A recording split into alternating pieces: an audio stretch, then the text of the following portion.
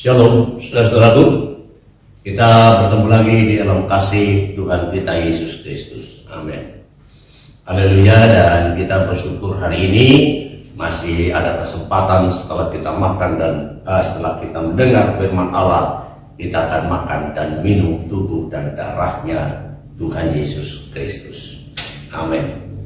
Nah, saudara yang kasih, dalam kesempatan hari ini saya ingin menyampaikan firman Allah dengan satu tema, berkat yang luar biasa. Berkat yang luar biasa oleh karena salibnya Tuhan Yesus. Saudaraku, berkat itu adalah sesuatu yang menyenangkan, membahagiakan tatkala seseorang dia bisa menikmati berkat. Ya, haleluya.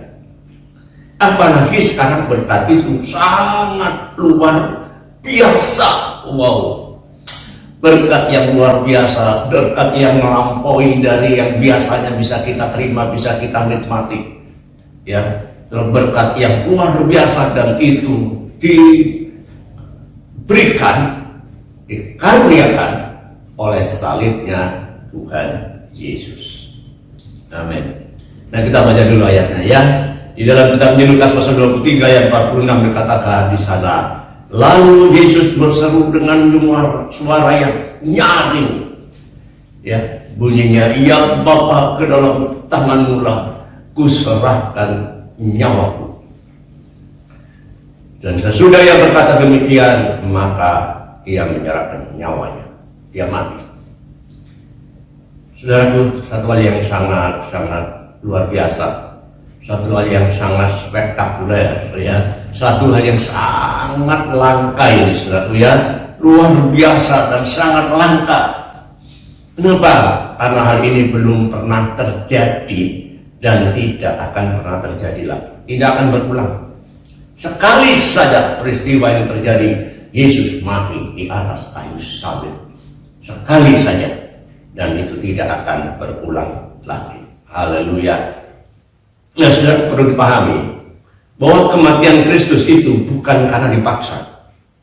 Ya, walaupun pada kenyataannya ketika Tuhan ditangkap, dibawa oleh orang-orang Romawi itu, saudaraku, ya, kemudian dianiaya sampai kemudian digantung di atas kayu salib dengan satu tujuan, supaya mati.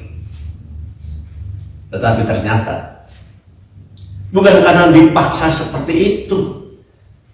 Pada kenyataannya ketika dia mati, baru dibuktikan bahwa dia benar-benar mati, ya, ditombak itu lambungnya, dan benar-benar dibuktikan bahwa dia mati bukan karena orang-orang Romawi ini, ya, saudaraku. Dan dia mati itu bukan karena terpaksa. Banyak orang loh kadang-kadang terpaksa, kalau begini lebih baik mati saja dah, utang terlalu banyak, tidak bisa bayar, itu namanya terpaksa. Ya, cintanya ditolak, waduh, minum racun, ya, itu terpaksa, frustasi soalnya. Ya, haleluya. Nah, saudara, tapi Tuhan Yesus mati bukan karena dipaksa, bukan karena terpaksa, tetapi atas kehendaknya sendiri. Dia menyerahkan nyawanya. Tatkala di atas kayu salib, dia berkata, ya Bapa, ke dalam tangan-Mu kuserahkan nyawaku. Jadi matinya Tuhan Yesus itu sekali lagi bukan karena dipaksa, bukan karena terpaksa, tetapi karena kehendaknya sendiri. Yohanes pasal 10 ayat 17 sampai ayat 18. Bapa mengasihi aku, katanya, oleh karena aku memberikan nyawaku untuk menerimanya kembali.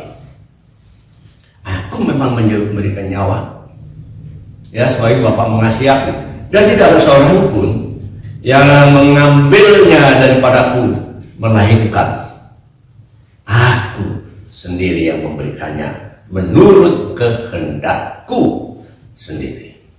Jadi kalau Tuhan Yesus tidak menyerahkan diri dan mati di atas kayu salib, maka dia tidak akan pernah mati. Jutaan tahun dia digantung di atas kayu salib, dia tidak akan pernah bisa mati. Ya, jadi atas kehendaknya sendiri. Nah, sebab itu dikatakan dalam Yohanes tadi, aku berkuasa memberikannya. Nah, haknya bisa memberikannya dan aku berkuasa mengambilnya kembali, dan inilah tugas yang diberikan atau yang kuterima dari Bapakku. Dia datang dalam dunia memang sengaja mati karena diberikan beban tugas untuk mati di atas kayu salib. Amin. Luar biasa. Sekali lagi, hal ini belum pernah terjadi dan tidak akan pernah terjadi lagi. Ya, Matius pasal 16 ayat 21 dikatakan sana, sejak waktu itulah Yesus mulai menyatakan kepada murid-muridnya bahwa ia harus pergi ke Yerusalem dan menanggung banyak sengsara, banyak penderitaan dari pihak tua-tua, imam-imam, kepala, dan ahli-ahli Taurat. Lalu ia dibunuh dan dibangkitkan pada hari yang ketiga. Haleluya. Jadi dia sudah tahu kapan dia harus mati. Sebab itu dia tidak mempertahankan diri, tetapi bahkan sudah dia siap menyerahkan diri, menyerahkan nyawanya.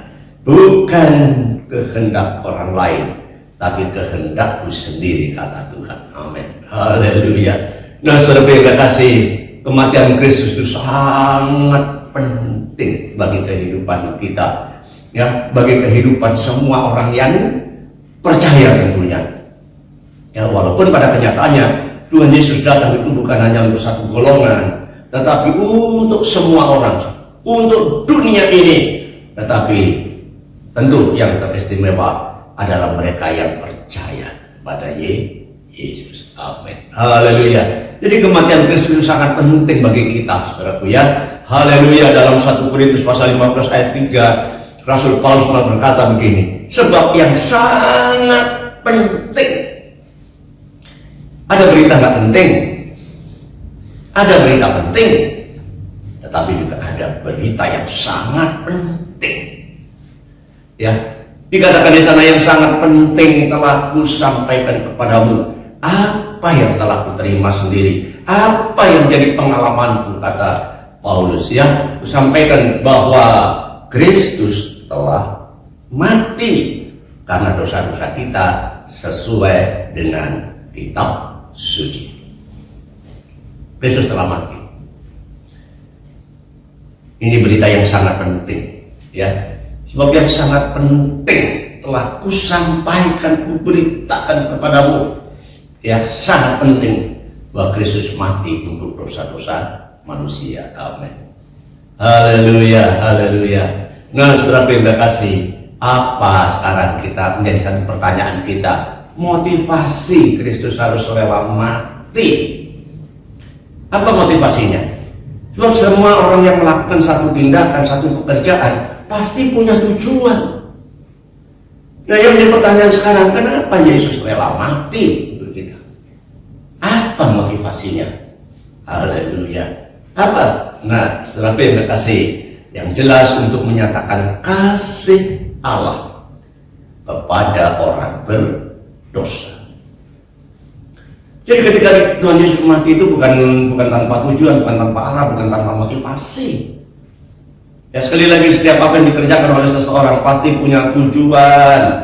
Kenapa orang itu bekerja begitu keras? Karena dia ingin menjadi seorang yang kaya, paling tidak seorang yang berbahagia karena kecukupan. Nah, demikian pula dengan Yesus ketika dia mati. Apa motivasinya? Untuk menyatakan kasih Bapa itu kepada orang berdosa. Amin. Haleluya. Di dalam Roma pasal 5 ayat yang ke-8 di situ dikatakan, akan tetapi Allah menunjukkan kasih-Nya, cintanya kepada kita oleh karena Kristus telah mati untuk kita. Kapan? Ketika kita masih berdosa.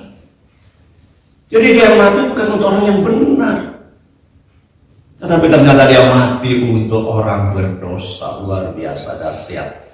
Amin. Haleluya. Terima kasih Tuhan. Kalau kita menyadari kita adalah orang-orang yang berdosa, maka kematian Kristus untuk kita sebenarnya, ya. Allah menunjukkan kasih-Nya dengan satu bukti, Kristus mati untuk kita kapan? Ketika kita masih berdosa. Nah, Alasannya saudara, karena tidak ada seorang pun yang bisa membebaskan dirinya dari dosa. Nggak ada. Dosa itu sangat begitu kuat mengikat manusia, dan tidak ada seorang pun yang bisa membebaskan dirinya. Ya, dalam Roma 1 ayat 24 dikatakan, sampai Paulus berkata, aku manusia celaka ini. Siapa yang bisa membebaskan aku dari tubuh maut ini? Sebab bukan dosa itu adalah maut. Paulus sudah berusaha untuk melakukan yang terbaik, tetapi ternyata apa yang dialami, dikerjakan, menjadi kenyataannya adalah dia melakukan yang gak benar di hadapan Allah. Sehingga dia berkata, siapa yang bisa membebaskan aku? Tidak ada. Jadi kenapa Yesus harus datang dan mati di atas kayu salib? Untuk membebaskan manusia dari dosa, sebab pada dasarnya manusia tidak bisa membebaskan dirinya sendiri dari dosa. Haleluya. Nah, kasih Allah itu merupakan berkat yang besar melalui salib. Nah, seperti tema kita hari ini, bahwa berkat besar itu dinyatakan melalui salibnya Tuhan Yesus. Kenapa saudaraku? Pertama, berkat itu dinyatakan supaya kita kembali kepada Allah. Kita boleh kembali menghampiri hadirat Allah. Amin. Haleluya. Dan yang kedua, supaya kita dapat hidup di dalam kebenaran.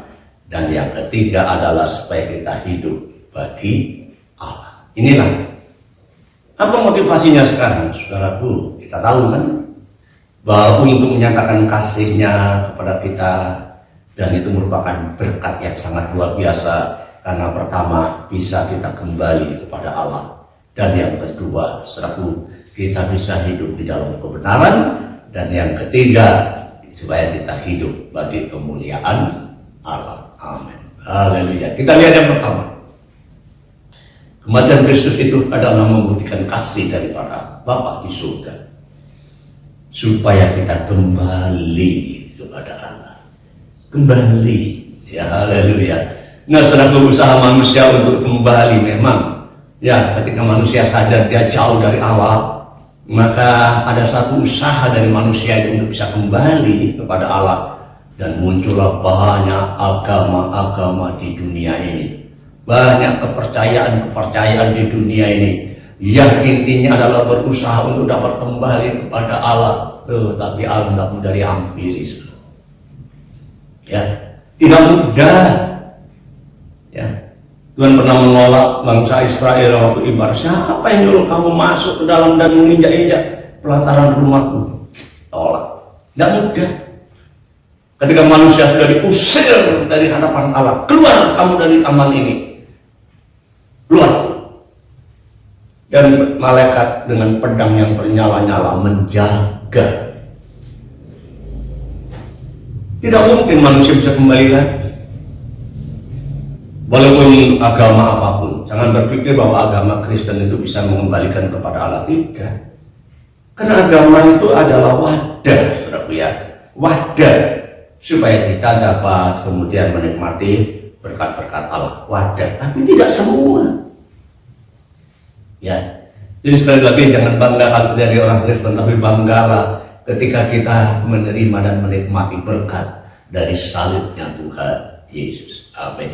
Ya, jadi saudaraku, usaha manusia itu banyak menimbulkan wadah-wadah, ya, keagamaan, ya, haleluya. Tetapi usaha manusia untuk kembali kepada Allah itu akan sia-sia, tanpa guna, nggak ada artinya, saudaraku ya, haleluya.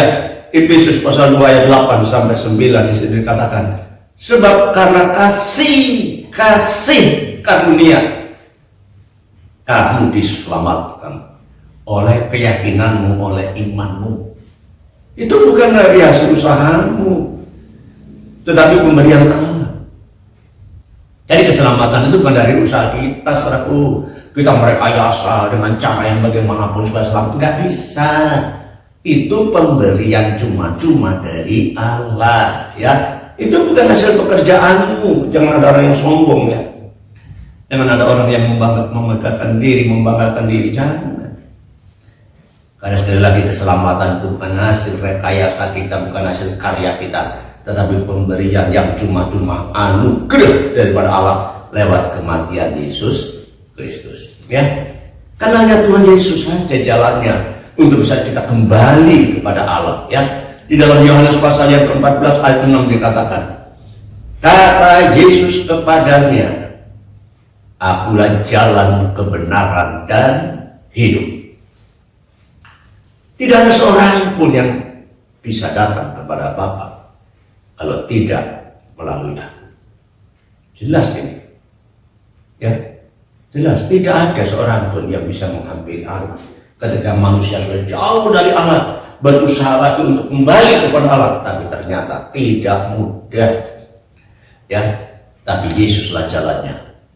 Ketika dia datang ke dalam dunia dan berkata, akulah jalan, kebenaran, dan hidup, tidak ada seorang pun yang bisa datang kepada Bapa kalau tidak melalui aku, kata Tuhan. Luar biasa. Saudara ya, jadi manusia berusaha untuk bisa kembali kepada Allah, jalannya cuma satu, itulah percaya kepada Tuhan Yesus. Yesuslah jalan satu-satunya. Amin. Ibrani pasal 9 ayat 14. Betapa lebihnya darah Kristus, ya, karena korban, karena matinya, darahnya tercurah. Dikatakan betapa lebihnya darah Kristus yang oleh Roh yang kekal, haleluya, telah mempersembahkan dirinya sendiri kepada Allah sebagai persembahan yang tak bercacat, akan menyucikan hati nurani kita dari perbuatan yang sia-sia, supaya kita dapat beribadah, bisa datang kepada Allah yang hidup. Amin. Haleluya. Supaya bisa kembali kepada Allah, Yesus sudah mati di atas kayu salib dan darahnya tercurah. Amin. Haleluya. Ibrani pasal 10 ayat yang ke-19 dan 20. Jadi saudara-saudara, hanya oleh darah Yesus kita sekarang penuh keberanian dapat masuk ke dalam tempat kudus. Wow. Ya, masuk ke dalam tempat kudus. Apa saudara? Karena ia telah membuka jalan yang baru dan yang hidup bagi kita melalui tabir, yaitu dirinya sendiri. Saudaraku, tatkala Yesus mati di atas kayu salib dan dia berkata, Bapa, dalam tanganmu kuserahkan nyawaku, maka ketika dia mati, maka tabir bagi Allah itu robek dari atas ke bawah. Ya, saudara perlu diketahui bahwa tidak ada seorang pun yang boleh masuk dalam ruangan Maha Kudus. Ya, karena dibatasi oleh tabir. Ya, bisa saja kita nyerobot, tapi mati, saudara. Yang boleh masuk itu hanya imam besar setahun sekali. Ya, masuk ke dalam bait Allah bagian yang paling dalam, itulah ruangan Maha Kudus, setahun sekali.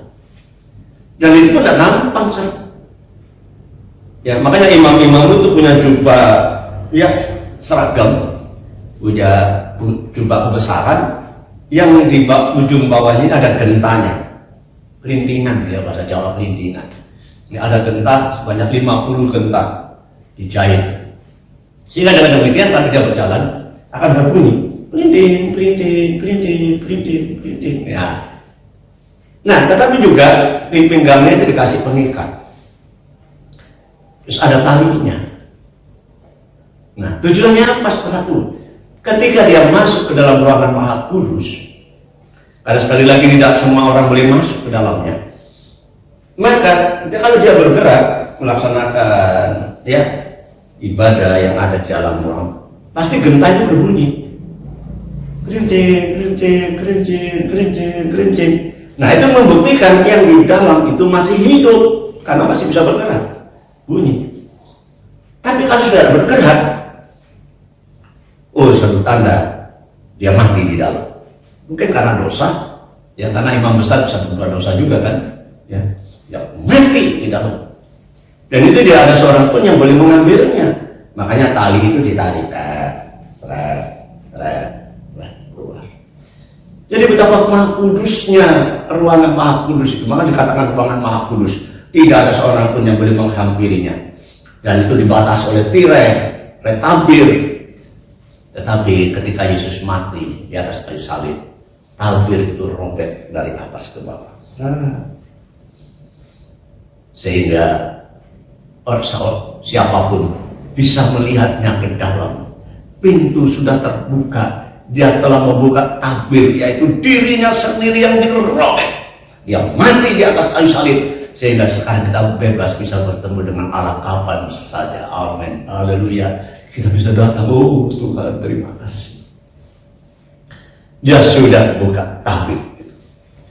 Haleluya, saudaraku ya. Karena Yesus saja jalannya untuk kita bisa menghadap hadirat Bapa. Haleluya. Yang kedua, kematian Kristus itu supaya kita bisa menikmati hidup di dalam kebenaran. Di dalam kebenaran. Ya. Nah, haleluya. Tidak ada satupun soalnya manusia yang benar di hadapan Allah. Tidak ada. Kalau di hadapan manusia bisa saja sih kita berpura-pura menjadi orang yang benar. Tetapi di hadapan Allah tidak bisa, saudara. Ya, tidak ada satupun di antara manusia ini yang hidupnya di hadapan Allah itu menjadi benar. Ya, dalam Roma 3:23 jelas dikatakan karena semua orang telah berbuat dosa dan telah kehilangan kemuliaan daripada Allah. Tidak terkecuali yang kaya, yang miskin, yang bodoh, yang pintar, yang jago, yang pendek, yang mancung, yang pesek, semua sudah berbuat dosa, ya, dan sudah kehilangan kemuliaan daripada Allah. Haleluya. Dan tidak ada usaha manusia sekecil sebesar apapun yang dapat mencapai yang benar. Tidak ada. Walaupun bukan berarti manusia tidak pernah berusaha, tetapi usaha manusia itu sia-sia. Nah, ya, dalam Roma 1:21 sampai 24 Paulus berkata, demikian aku dapati hukum ini, kaidah ini, rumusan ini yang tidak bisa dirubah. Jika aku mengendaki berbuat apa yang baik, ternyata yang kulakukan yang jahat yang ada padaku itu. Tidak ada seorang pun yang bisa, ya. Walaupun hati nurani ini ingin melakukan yang baik, tetapi kemudian apa yang terjadi? Aku ingin yang baik, tetapi yang jahat yang aku lakukan. Ya mungkin kita waktu keluar rumah, ya dengan hati yang begitu baik dan lain sebagainya, tidak ada keinginan apapun. Tapi begitu keluar, tiba-tiba, ada barang yang mudah diambil. Nah, mulai terpengaruh dan melakukan satu tindakan. Ya, Daud saja ketika berada di istananya, ya, artinya dia tidak melakukan banyak pelanggaran, enggak. Ya, tetapi ketika dia bersantai di suatu rumahnya, ya tidak menginginkan sesuatu yang jahat mestinya, tapi begitu lihat perempuan mandi, jatuhlah dia dalam dosa. Demikian aku dapati hukum ini. Jika aku mengendaki apa yang baik, justru yang jahat itu yang aku kerjakan, yang ada padaku. Sebab di dalam batinku ini, ya ada hukum. Ya. Sebenarnya batinku ini aku ingin melakukan yang baik. Ya. Tetapi ternyata di dalam anggota-anggota tubuhku ini, aku melihat hukum lain. Yuk, persaingan ini ya.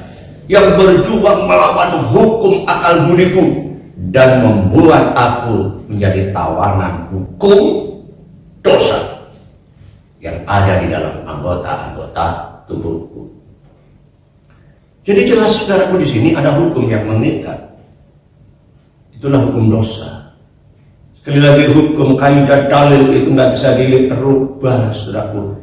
Air selalu mengalir dari dataran tinggi menuju dataran rendah. Ya, itu sudah hukumnya, hukum Archimedes, dari dataran tinggi menuju dataran rendah. Tidak bisa di guntangan tinggi, hukum.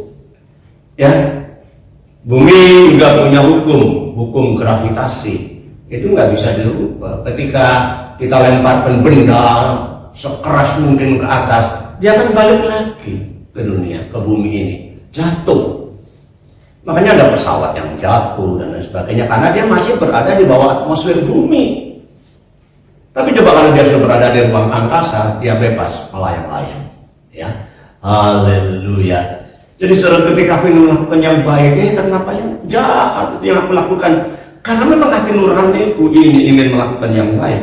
Tetapi dalam anggota tubuhku ada hukum lain yang begitu kuat. Itulah hukum dosa yang mengikat aku. Ya, haleluya. Sehingga Paulus berkata, kalau begitu aku ini manusia celaka. Kan tidak bisa membebaskan diri dari dosa. Siapakah yang kiranya bisa melepaskan aku dari tubuh maut ini? Ya, jadi saudara, sekali lagi manusia itu memang punya hati nurani sebenarnya. Tetapi hukum dosa itu bisa mengikat. Sehingga apapun yang dikerjakan selalu dosa, dosa, dan dosa. Siapa yang bisa membebaskan kita? Gak ada. Ya, kita tidak bisa, saudaraku ya. Tetapi Tuhan Yesuslah jalannya. Amin. Haleluya. Dia berkata ya dalam Yohanes pasal 14 ayat yang ke-6 tadi. Tuhan Yesus berkata, ya, kata kepadanya, akulah jalan dan kebenaran dan hidup. Tidak ada seorang pun sampai kepada Bapa kalau tidak melalui aku. Akulah jalan dan kebenaran. Dan kebenaran itu sesungguhnya adalah firman.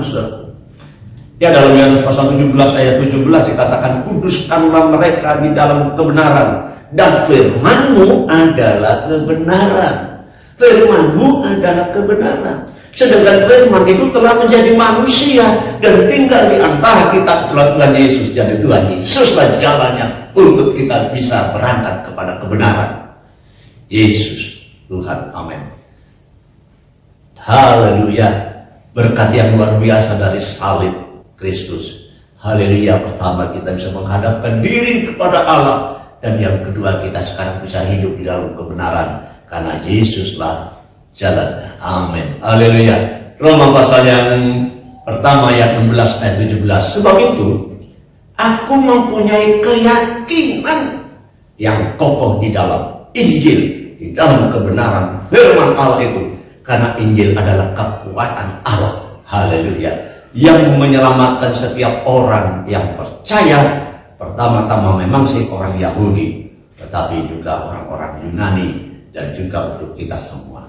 Injil itulah firman Allah, itulah kekuatan Allah. Karena firman itulah menjadi manusia, yaitu Yesus Kristus. Dialah yang bisa menyelamatkan kita. Amin. Haleluya.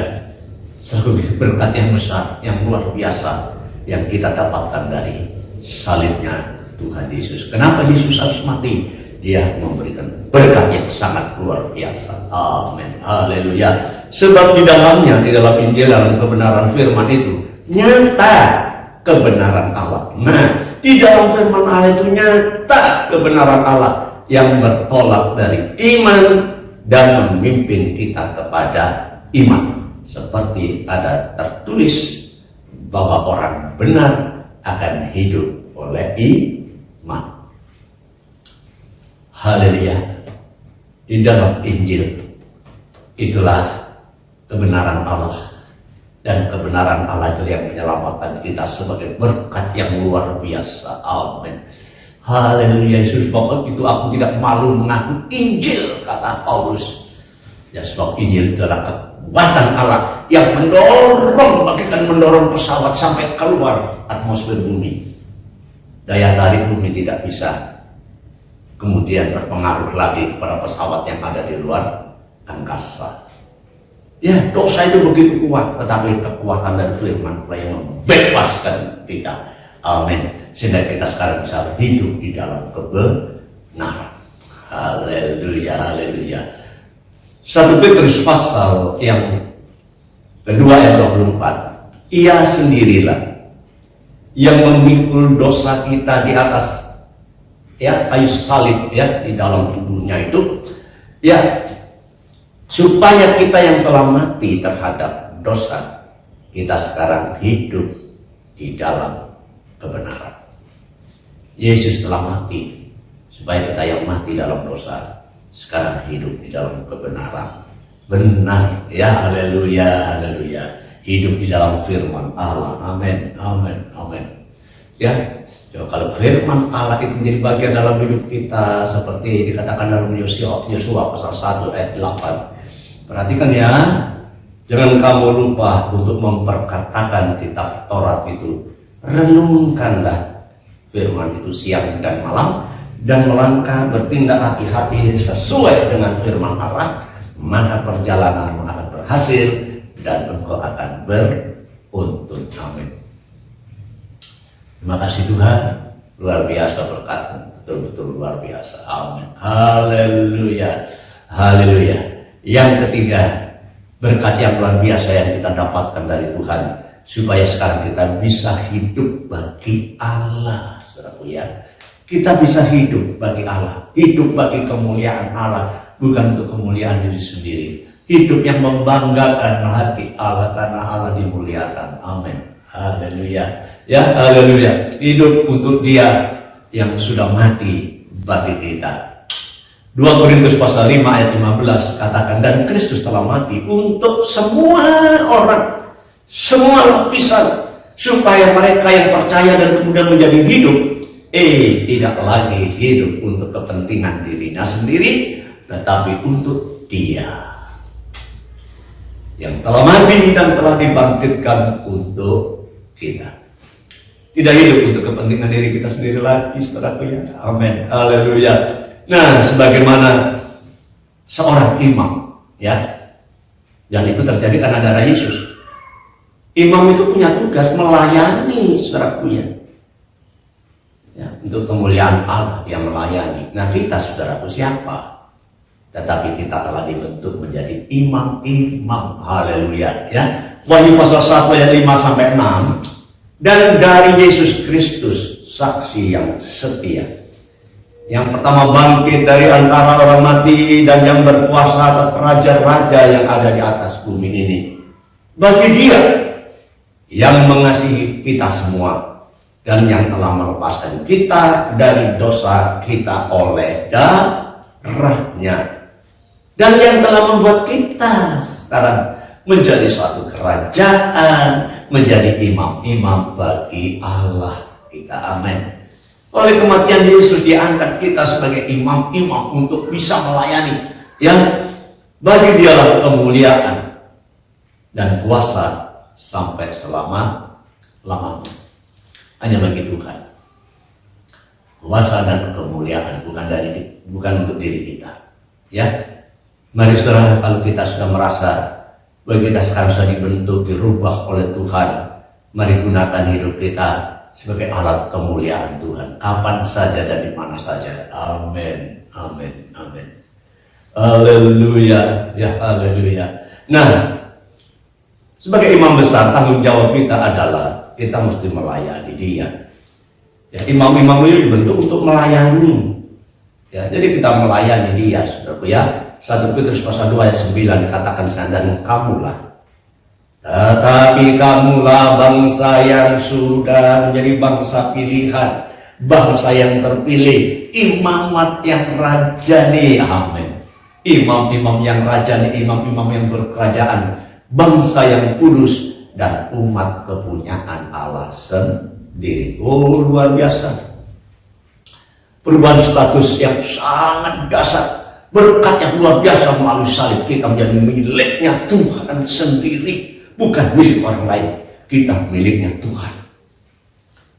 Kalau saya memiliki benda, barang, akan saya pelihara, akan saya rawat barang itu. Jangan ada orang yang ganggu ya. Sampai ganggu barang saya, karena saya sudah beli barang ini, akan berurusan dengan saya. Saudara, kita imam-imam yang melayani, imam-imam yang rajani. Artinya apa, saudaraku? Di dalam imamat ya, dalam kerajaan itu ada undang-undang, ya, ada undang-undang, saudaraku. Sehingga setiap anggota dari kerajaan itu harus taat kepada undang-undang. Jadi kalau kita ditempatkan sebagai imam-imam yang rajani, melayani itu bukan semau gue, bukan. Ada aturan, ada undang-undang bagaimana kita melayani. Dan undang-undang yang di dalam kerajaan Allah itu firman Allah. Jadi mari kita layani Tuhan sesuai dengan kebenaran firman Allah, bukan kemauan dan kehendak kita sendiri asal hura-hura. Tidak. Kita melayani persis seperti tatanan yang diberikan oleh firman Allah, karena kita adalah imam-imam yang rajani, imam-imam yang berkerajaan, dan kerajaan itu punya undang-undang, punya aturan. Haleluya. Aduh, kita adalah bangsa yang kudus, kepunyaan Allah sendiri. Bangga, saudara, kalau kita ngerti ini ya. Kalau kita sebagai orang Kristen bangga karena menjadi miliknya Tuhan, pasti berada dalam pemeliharaan yang luar biasa dari Tuhan. Amin. Dengan satu tujuan kita memuliakan Allah, saudaraku, supaya kamu memberitakan perbuatan-perbuatan yang besar dari Dia. Perbuatan apa? Yang telah memanggil kamu, mengentaskan kamu keluar dari kegelapan menuju terangnya yang ajaib. Wow. Jadi untuk kemuliaan Tuhan itu kita bersaksi, saudaraku ya. Bersaksi, bukan menyaksikan, ya sekarang aku jadi orang Kristen, sekarang menjadi kaya raya. Lihat saya orang Kristen, saya bisa menikah dengan perempuan yang cantik, saya bisa menikah dengan pria yang tampan. Aduh, bukan. Tapi kita bersaksi untuk kemuliaan Tuhan. Bagaimana kita bisa memberitakan perbuatan Tuhan yang besar, yang telah mengentaskan kita, mengeluarkan kita dari cara hidup dalam kegelapan menuju terang yang ajaib. Sehingga di mana saja kita bisa bercahaya. Kamu adalah terang dunia. Negeri di atas gunung mustahil tersembunyi. Orang bisa melihat perubahan hidup kita. Orang itu dulu seperti itu. Tapi sekarang kok begini ya? Waduh, dulu omongannya itu udah perpaduan kasar. Tapi sekarang ya dia berbicara dengan lemah lembut. Kenapa? Sudah dirubah. Sudah dirubah. Sudah dikeluarkan dari gelap menuju terangnya yang ajaib. Udah berkat yang luar biasa dari kayu salib. Ya, di atas salib Tuhan Yesus telah membagikan berkat untuk kita semua. Amin. Haleluya. Nah, karena Tuhan Yesus sendiri contohnya dalam pelayanan, saudaraku ya. Matius 20 ayat 28 dikatakan, sama seperti anak manusia itulah Tuhan Yesus Kristus. Dia datang bukan untuk dilayani, ya, melainkan untuk melayani dan untuk memberikan nyawanya menjadi tebusan bagi banyak orang. Aduh, tatkala Tuhan Yesus ada di dunia, ternyata aktivitasnya adalah melayani. Yang dilayani bukan orang benar, yang dilayani adalah orang-orang berdosa, supaya dia bisa dibenarkan. Amin. Supaya dia dikeluarkan dari hidup yang gelap menuju terangnya yang ajaib. Amin. Ini berkat yang sangat luar biasa, betul-betul berkat yang sangat luar biasa yang diperoleh dari salibnya Tuhan Yesus Kristus. Amin. Ya. Dan Tuhan Yesus benar mati, saudara ya. Jadi ini bukan dongeng, bukan cerita bohong, tapi Yesus itu benar-benar mati. Walaupun kita tidak pernah bisa melihat sendiri, ya. Meskipun tak kulihat tangannya yang terpadu, meskipun tak kulihat lambung yang tertikam, meskipun tak kulihat mahkota durinya, namun ku percaya Yesus Tuhan penebusku. Amin. Saya kata-katanya tidak ingat, saudara ya, tapi itu sudah paling tidak sudah berada di dalamnya. Ya, meskipun kita tidak pernah melihat sendiri kematian Tuhan Yesus, ya, tapi kita percaya dan kuasa kematiannya itu masih tetap berlaku sampai hari ini. Dan bagaimana kita hargai ya korban Yesus, dan kita mau melayani Dia sampai kapanpun. Amin. Ya, haleluya. Haleluya. Tuhan memberkati kita semua pada hari ini, saudaraku ya. Kita bisa menikmati berkat yang sangat luar biasa dari salib. Nah, apakah itu menjadi bagian dalam hidup kita, atau kita menolaknya, atau kita belum menerimanya, tapi hari ini ada kesempatan untuk berubah. Amin. Dan saya percaya Tuhan pasti berkati kita semua. Haleluya. Haleluya. Haleluya. Mari kita berdoa. Terima kasih Tuhan, berkat-Mu betul-betul sangat luar biasa bagi kehidupan kami. Terima kasih Tuhan, kami dulu tidak layak menghampiri hadirat-Mu karena kami sadari kami adalah orang-orang berdosa. Tetapi sekarang lewat kematian-Mu, kami sangat mudah sekali bertemu dengan Bapa yang ada di surga. Kami bisa datang menghadap hadirat-Mu, kami bisa menikmati suasana persekutuan di dalam ibadah. Terima kasih Tuhan. Dulu apa yang kami lakukan adalah satu dosa, kesalahan dan lain sebagainya. Tetapi Engkau telah bentuk kami lewat salib di Golgota. Kami sekarang hidup di dalam kebenaran. Terima kasih Tuhan. Dan kebenaran hanya didapatkan lewat firman-Mu saja yang kami dengar, kami pahami, kami mengerti, dan kami laksanakan. Terima kasih Tuhan Yesus. Dan izinkan kami supaya kami dapat memuliakan Tuhan lewat kehidupan kami. Hidup yang sudah diubah oleh Tuhan dari gelap menuju terangnya yang ajaib. Layakkan kami menjadi imam-imam yang melayani Tuhan. Terima kasih Tuhan. Berkati kami semua pada hari ini. Terima kasih Tuhan. Berkati semua pendengar. Berkati semua. Dan sebentar kalau kami makan dan minum tubuh dan darah-Mu, kami mendapatkan berkat yang lebih lagi dari Tuhan. Terima kasih. Di dalam nama Tuhan Yesus kami naikkan doa kami. Haleluya. Amin.